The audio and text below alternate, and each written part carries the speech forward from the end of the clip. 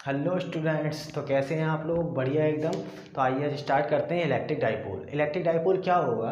Electric dipole होता है दो इलेक्ट्रॉन और प्रोटॉन के बीच में कुछ डिस्टेंस पर, मतलब जो इलेक्ट्रॉन और प्रोटॉन जो है ना कुछ डिस्टेंस पर रखे होते हैं, इसको इलेक्ट्रिक डाइपोल बोलते हैं। लेकिन इसकी डेफिनेशन क्या कहती है कि सिमिलर चार्जेस होने चाहिए अपोजिट नेचर के। ठीक है, तो एक फॉर्म बना लेते हैं, उस फॉर्म को क्या बोलते हैं? डाइपोल। ठीक है, यानी कि सबसे पहली चीज़ डाइपोल क्या किससे बनता है? Similar charges. कैसे चार्ज होने चाहिए? Similar charge. दूसरी कंडीशन क्या पता चली? नेचर इनका कैसा होना चाहिए? Opposite in nature. Opposite in nature. ठीक, क्या फॉर्म कर देंगे? एक डाइपोल फॉर्म कर देते हैं। ठीक है, एग्जाम्पल इसका क्या होता है? एग्जाम्पल है इसका KCl के बीच में बॉन्डिंग, HCl के बीच में बॉन्डिंग, ये सब क्या चीज़ है? एक डाइपोल फॉर्म करते हैं। ठीक है, एग्जाम्पल हो गया। ठीक है, इसकी डायरेक्शन कहाँ होती है? नेगेटिव से पॉजिटिव की तरफ। कहाँ होती है? Negative to positive direction. ठीक है, ये इसकी डायरेक्शन होती है, नेगेटिव से पॉजिटिव होना चाहिए। इसका फॉर्मूला कितना होता है? P = twice QL। ठीक है, कैसी क्वांटिटी है ये? वेक्टर क्वांटिटी है। कैसी है? Vector quantity. ठीक, इसकी यूनिट कितनी हो जाएगी? Coulomb metre. क्या हो जाएगी? Coulomb metre. तो डायमेंशन कितनी होगी इसकी? देखिए, कूलाम की कितनी होती है? LT, और मीटर की कितनी होती है? MLT। ठीक है, तो इसकी डायमेंशन हो जाएगी LTA। ठीक है, क्योंकि AT ये किसकी होगी? चार्ज की होगी। ये किसकी होगी? L की होगी। और 2 की कोई यूनिट नहीं होती है भाई, 2 एक नंबर है। क्लियर? ये होता है हमारा डाइपोल। ठीक है, अब डाइपोल का ग्राफ हम कैसे बनाते हैं? ग्राफ कहते हैं वो फिगर। देखिए, सपोज कीजिए यहाँ पर एक नेगेटिव चार्जेस रखा हुआ है, दूसरा इससे कुछ डिस्टेंस पर, ठीक है, एक दूसरा चार्ज रखा हुआ है पॉजिटिव चार्ज। ठीक है, इसकी डायरेक्शन कहाँ होगी? नेगेटिव से पॉजिटिव की तरफ होती है। और जो इनका जो सेपरेशन, जो डिस्टेंस है, वो हम लेते हैं 2L डिस्टेंस। कितना लेते हैं? 2L। सेंटर से इधर L और सेंटर से इधर की तरफ L। तो ये कितना हो जाता है इसका डिस्टेंस? इसको बोलते हैं हम डाइपोल। अब जैसे कि एग्जाम्पल में लिखा हुआ है KCl और HCl। ठीक है, तो देखिए K की वैलेंसी कितनी होती है? K की वैलेंसी होती है +1, और Cl की वैलेंसी कितनी होती है? -1। तो देखिए, ये -1 इलेक्ट्रॉन है और उसके पास -1 प्रोटॉन है, तो ये क्या बना रहे हैं? ये डाइपोल बना रहे हैं। क्या बना रहे हैं? डाइपोल। इसी तरीके से हाइड्रोजन की वैलेंसी कितनी होती है? +1 और -1 दोनों होती है, क्योंकि ये क्लोरीन के साथ में, तो यहाँ पर कितनी होगी? प्लस होगी। और ये क्या बना रहे हैं? ये एक डाइपोल फॉर्म कर रहे हैं। ठीक है, ठीक, ये तो इलेक्ट्रिक डाइपोल हो गया। ठीक है, अब अगर देखिए, सबसे पहली चीज़ बनने के लिए, डाइपोल बनने के लिए दोनों चार्ज कैसे होने चाहिए? सिमिलर होने चाहिए। लेकिन इनका नेचर कैसा होना चाहिए? अपोजिट होना चाहिए। तो वो जो डायरेक्शन जो फॉर्म होगी, ठीक है, यानी कि डाइपोल बनेगा कौन सी कंडीशन में? तो दो इलेक्ट्रॉन या दो प्रोटॉन, दो इलेक्ट्रॉन, एक इलेक्ट्रॉन ले लेते हैं, एक प्रोटॉन ले लेते हैं। यानी कि यहाँ पर रखा हुआ है E-, और कुछ डिस्टेंस पर ये कितना होगा? E+। तो ये क्या बना रहे हैं? डाइपोल बना रहे हैं। ठीक है, अगर यहाँ पर रखा हुआ है -Q चार्जेस और इससे कुछ डिस्टेंस पर यहाँ पर रखा हुआ है +Q चार्जेस, तो ये क्या फॉर्म कर रहे हैं? डाइपोल फॉर्म कर रहे हैं। ठीक है, ऐसा नहीं हो सकता। ये तो दोनों कंडीशन है डाइपोल की, लेकिन हो कैसा नहीं सकता? ऐसा नहीं होगा। देखिए, यहाँ पर रखा हुआ है -2 कूलाम का चार्ज और यहाँ पर रखा हुआ है +8 कूलाम का चार्ज, तो ये डाइपोल फॉर्म नहीं करते हैं। Dipole not form, dipole form नहीं होगी। ठीक है, होना क्या चाहिए? दोनों ही सिमिलर चार्जेस होने चाहिए, लेकिन अपोजिट में, नेचर में कैसे होने चाहिए? अपोजिट होने चाहिए, तभी ये डाइपोल फॉर्म करेंगे। तो देखिए, डाइपोल पे आती हैं 3 कंडीशन है। इलेक्ट्रिक डाइपोल क्या कहाँ रखा होगा? एक एक्सियल कंडीशन में रखा होगा। दूसरा कहाँ रखा होगा? इक्वेटरल कंडीशन के ऊपर रखा होगा। ठीक है, अब सबसे पहली चीज़ निकालते हैं हम, क्या? Electric field due to a dipole. ठीक है, अब ये डाइपोल की वजह से हमें इलेक्ट्रिक फील्ड फाइंड करनी है। Electric field due to a dipole find क्या करना है हमें? Electric field due to a dipole. ठीक है, यानी कि इलेक्ट्रिक फील्ड हमें ड्यू टू अ डाइपोल निकालना है। कौन सी कंडीशन में? सबसे पहली कंडीशन आती है इसकी एक्सियल कंडीशन। कौन सी कंडीशन आती है? Axial condition. ठीक है, और इसके बाद में क्या आती है? Equatorial condition, equatorial condition.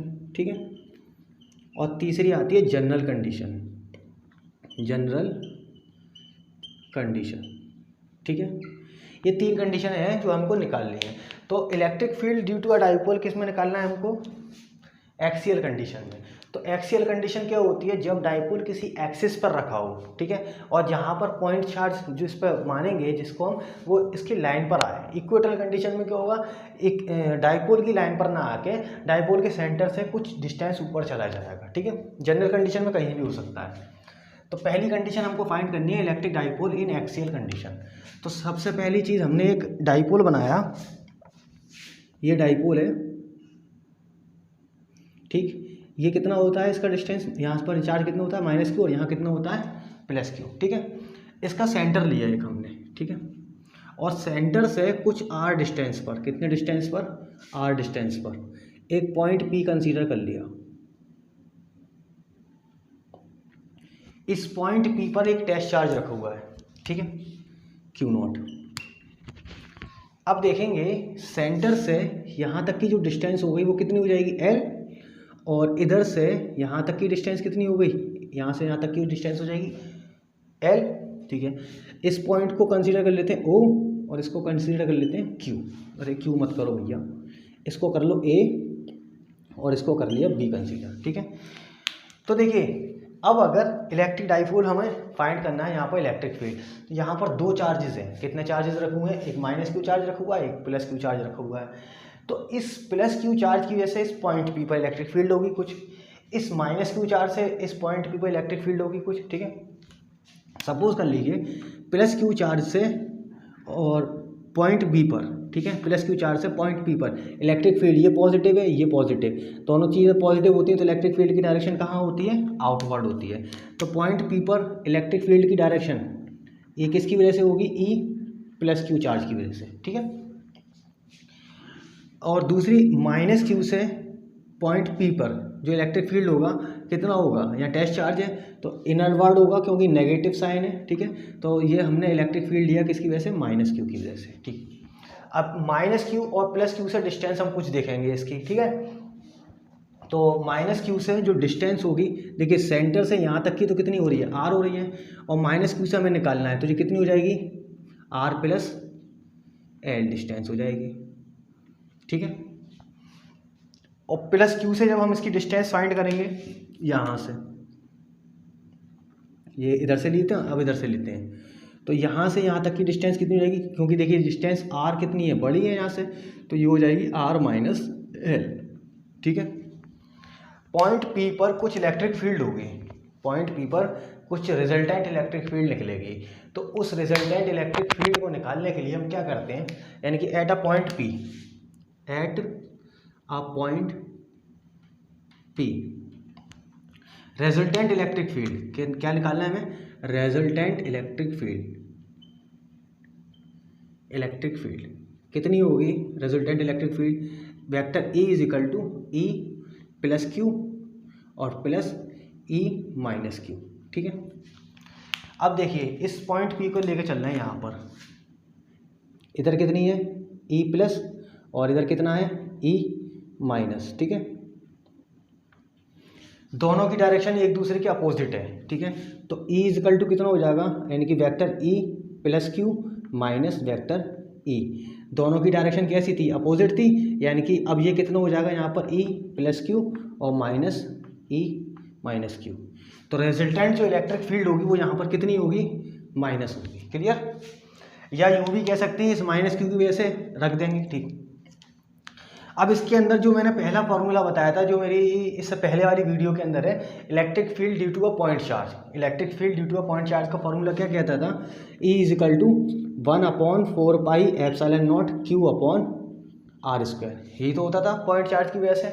अब इस फॉर्मूले के अकॉर्डिंग चलेंगे, ठीक है, इस फॉर्मूले के अकॉर्डिंग चलेंगे तो +q की वजह से डिस्टेंस कितना है, यहाँ से यहाँ तक डिस्टेंस कितना है, r - l, तो हम इलेक्ट्रिक फील्ड +q की वजह से ले रहे हैं, यानी कि 1/4πε0 ले लिया हमने यहाँ पर। और प्लस, या फिर एक काम करते हैं, कंसीडर कर लेते हैं 1/4πε0 को हम k कंसीडर कर लेते हैं, ठीक है। तो ये फॉर्मूला कितना हो जाएगा, E(kq/r²), क्लियर। थोड़ी आसानी के लिए कर रहा हूँ क्योंकि बार बार हमें 1/4πε0 लिखना पड़ेगा, ठीक है। चलते हैं, तो E + q की वजह से डिस्टेंस कितना है, r - l, तो बचा कितना, kq/r², आर माइनस एल का होल स्क्वायर। ठीक है, अब ई माइनस क्यू की वजह से ले रहे हैं तो यहाँ तो माइनस लगा ही देंगे, डायरेक्शन अपोजिट हो चुकी है, तो K Q upon R plus L का होल स्क्वायर। रुको, यहाँ दोनों के डिनोमिनेटर अलग अलग हैं, काट मत डालना है इसको। ठीक है, तो देखिए के क्यू क्या मिला हमको, कॉमन मिल गया, बचा कितना हमारे पास, नीचे हमने डिनोमिनेटर में जब एलसीएम लिया तो ये हो जाएगा R square minus L square का होल स्क्वायर। ठीक है, अब ये इधर जाएगा और ये इधर चला जाएगा, तो ये हो जाएगा आर प्लस एल का whole square minus R minus L का होल स्क्वायर। क्लियर, यहाँ तक समझ में आ गया। तो देखिए अब जब हम इसका होल स्क्वायर खोल देंगे तो ये कितना हो गया, K Q R square plus L square minus twice R L, और यहाँ से हम इसको होल स्क्वायर खोलेंगे तो minus R square minus L square और plus twice R L upon में R square minus L square का होल स्क्वायर। ठीक, देखिए आर स्क्वायर से ये R square cancel, L square से एल स्क्वायर कैंसिल हो गया, और ये कितना, ये तो प्लस का होना चाहिए ना, प्लस टू आर एल कितना हो गया, 4 R L, K Q is equal to 4 R L upon R square minus L square का होल स्क्वायर। इलेक्ट्रिक फील्ड आ गई। ठीक है, अब देखिए यहाँ तक क्लियर हो गया, आपको समझ में आ गया। तो ये फॉर्मूला जो है, अब मैं इसको इरेज करता हूँ इस वाले पोर्शन को, क्योंकि यहाँ तक मुझे लेके आना है। ठीक है, एक चीज़ यहाँ पर थोड़ा सा नोट कर लीजिए। सबसे पहली चीज़ किसकी वजह से निकाल लें हम, P is equal to 2QL, dipole की वजह से निकाल लें, तो ये फॉर्मूला जरूर आना है डाइपोल इसके अंदर। अभी तक तो कुछ नहीं आया है। यहाँ पर क्या करेंगे, इस 2 को 2 इंटू 2 कर लें, और 2QL यानी कि इसको ऐसे लिखा जा सकता है, E is equal to K twice QL into 2R upon R square minus L square का होल स्क्वायर। ठीक है, अब देखिए P इजकल टू कितना होता है, 2QL, तो वेक्टर E इजकल टू कितना आ गया, K, Q की 2QL की जगह कितना रख देंगे P, और dot 2R R square minus L square का होल स्क्वायर। ये हमारा फॉर्मूला जनरेट हो गया। ठीक है, न्यूटन पर कूलम। अब इसकी एक कंडीशन ले लेते हैं, अगर देखिए सबसे पहले हम फाइंड क्या करते हैं, यहाँ पर एक्सियल कंडीशन के अंदर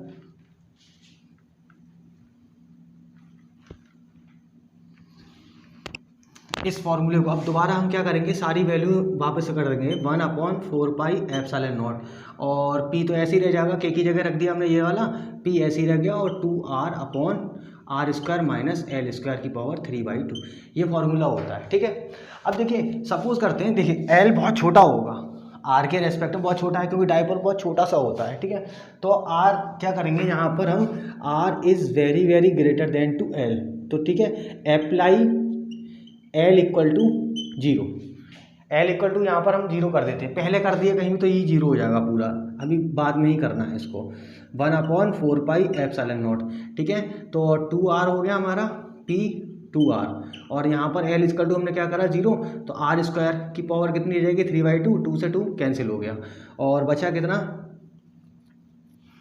R की पावर, आर स्क्वायर है यहाँ पर, R 3/2 कहाँ से आ गया, स्क्वायर है यहाँ पर स्क्वायर होगा। ठीक है, यानी कि ये कितना हो गया, आर स्क्वायर की पावर स्क्वायर, यानी आर की पावर 4, एक पावर इसमें से कैंसिल, यानी कि मिलेगा कि हमको 1/4πε0 P 2R, और यहाँ पर हो गया आर की पावर 4, तो अब एक पावर कैंसिल कर देंगे, तो E इक्वल टू कितना मिल गया हमको, 1/4πε0 twice P upon R Q. Dipole की डायरेक्शन में है तो डाइपोल का डायरेक्शन ले लेंगे। ठीक है, और वेक्टर लगा देंगे, तो ये हमारा क्या हो गया, फॉर्मूला आ गया, और नीचे कितना रह जाएगा, R की पावर 3। ठीक है, तो R की पावर 3 हो गया, यानी कि E एक्सियल कंडीशन में कितना होता है, 1/4πε0 twice P upon R Q. तो अब देखेंगे इक्वेटरल कंडीशन क्या कहती है। ठीक है, न्यूटन पर कूलम यूनिट